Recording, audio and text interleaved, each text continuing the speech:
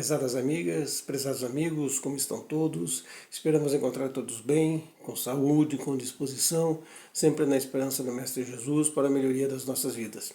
Hoje nós vamos conversar do Evangelho segundo o Espiritismo, no seu capítulo 27, que ele fala sobre as nossas orações, o pedi e obtereis, ou como muitos costumam falar, das suas preces. Mas nós vamos pegar justamente a partir do item 5, a eficiência da prece. Mas vamos citar aqui o Evangelho a qual o Espírito de Verdade nos fala sobre a prece. E ele está contido em dois dos evangelistas, Mateus, capítulo 11, versículo 25 e 26, Lucas, capítulo 18, e versículos 9 a 14. Quando orardes, não vos assemelheis a hipócritas que fingem orar, ao ficarem em pé nas sinagogas e nas esquinas das ruas para serem vistos pelos homens. Eu vos digo que em verdade já receberam sua recompensa. Mas quando quiserdes orar, entrai em vosso quarto e com a porta fechada, orai a vosso Pai em segredo. E o vosso Pai, que vê o que se passa em segredo, vos dará a recompensa.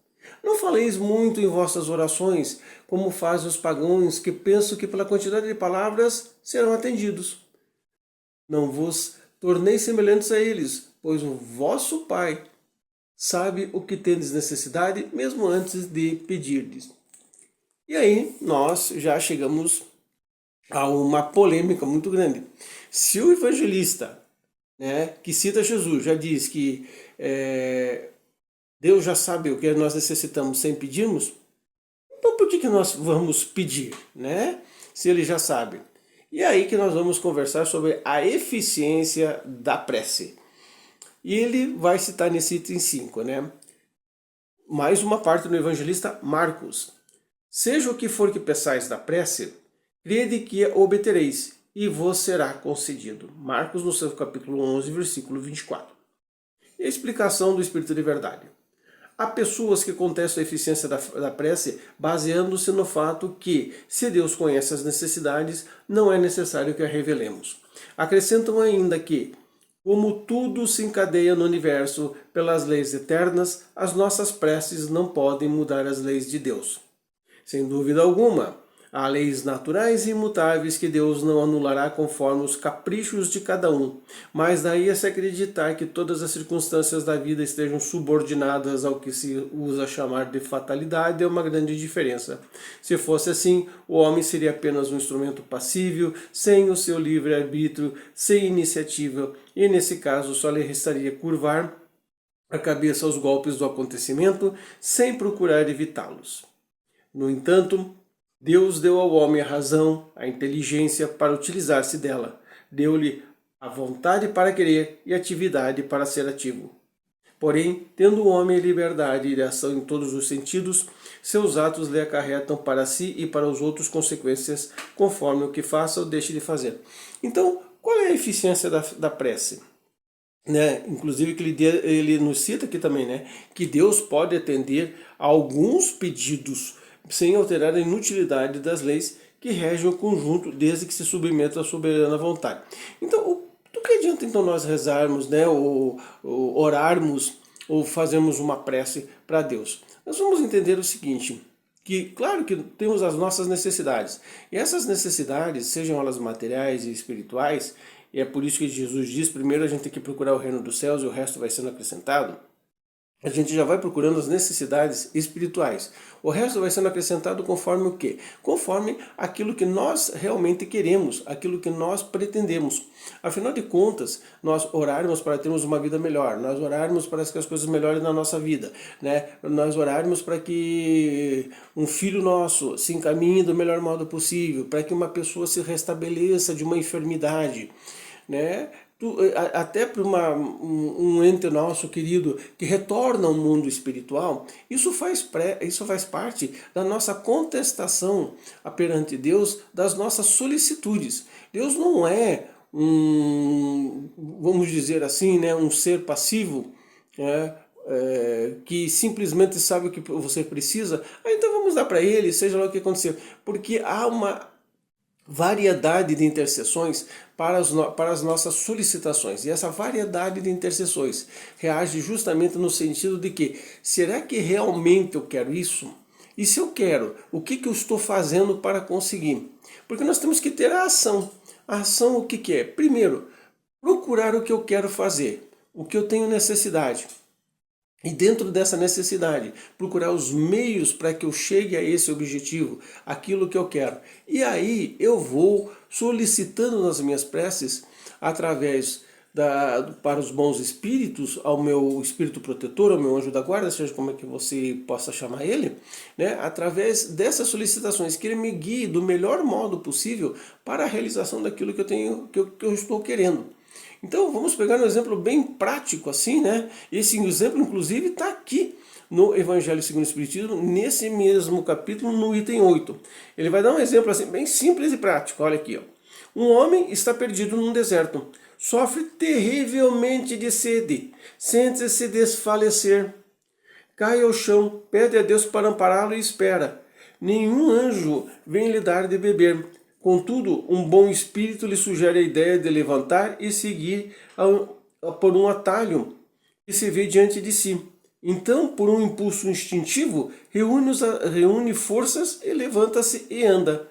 Chega à elevação e descobre ao longe um riacho. Nesse momento, retoma a coragem. Então, o que ele está dando com esse exemplo? De que, obviamente, a espiritualidade não pegou ele no colo e levou em algum lugar que ele tivesse sede. Mas, através do seu instinto e da sua vontade, ele mostrou, olha, dá uma olhada aqui para o teu lado. Há um caminho, há um atalho. Você pode chegar aonde você pode obter esta água. Assim é a mesma coisa as nossas necessidades através da prece. Nós fazemos as solicitações à espiritualidade, a Deus Pai Todo-Poderoso, ao Mestre Jesus, né? Muitos de outras religiões oram para os seus santos prediletos, não há importância, não tem problema nenhum. Mas você tem que ter ação. Então vamos pegar um exemplo bem mais prático ainda do que isso daí, né? Você tem a pretensão de mudar a sua vida profissional, né? O que você está fazendo para mudar a vida profissional? Ah, mas Jesus disse que eu tenho que procurar primeiro a redução, então eu vou começar a orar. Vou orar, mas nada acontece na minha vida. Mas será que você não está vendo que a espiritualidade está mostrando, olha, para você mudar a tua vida profissional, olha, tem um curso de qualificação, poxa, mas eu não tenho dinheiro para pagar mais, olha esse curso de qualificação aqui, eu estou mostrando para você num programa de TV, é grátis, vá atrás, faça. Então a eficiência da prece se resume justamente no sentido em que nós temos a ação para colocar em prática. E esta ação que nós estamos colocando em prática, ela vai, vamos dizer assim, hoje em dia, né, se fala muito esse termo, né, ela vai potencializar a minha ação em relação àquilo que eu quero.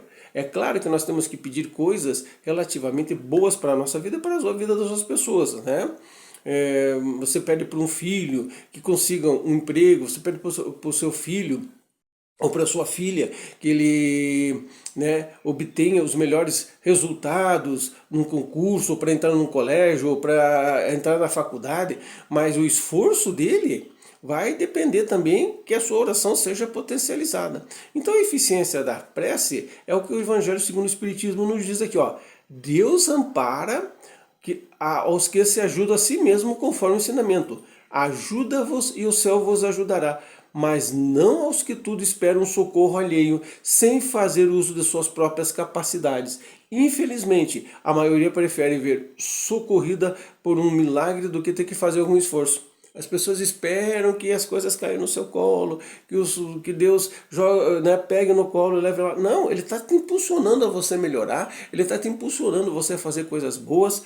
O importante é você querer, né, e estar atento às coisas que aparecem para você, em todos os sentidos da sua vida.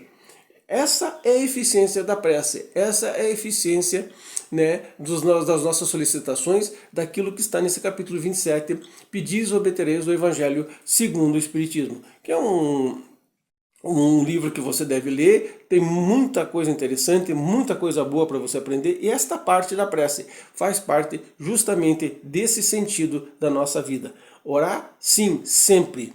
pedindo pela paz mundial, como muitos oram, mas você tem que fazer a sua paz interna também, você tem que trabalhar o seu jeito interno. As pessoas querem que as coisas às vezes aconteçam muito externamente, mas esses se esquecem da parte interna delas. Nós queremos a paz mundial, mas como é que está a minha paz interna? Como é que está o meu esforço para melhorar a minha relação para com as outras pessoas, no trânsito, no recolhimento dos resíduos? Tem muita coisa que a gente tem que trabalhar. Então, esta é a eficiência da prece, que com certeza funciona, mas depende de nós. Ajuda-te e o céu te ajudará. Paz e prosperidade para você, que você tenha na prece o seu lenitivo para o dia a dia e que Jesus nos abençoe sempre. E muito obrigado.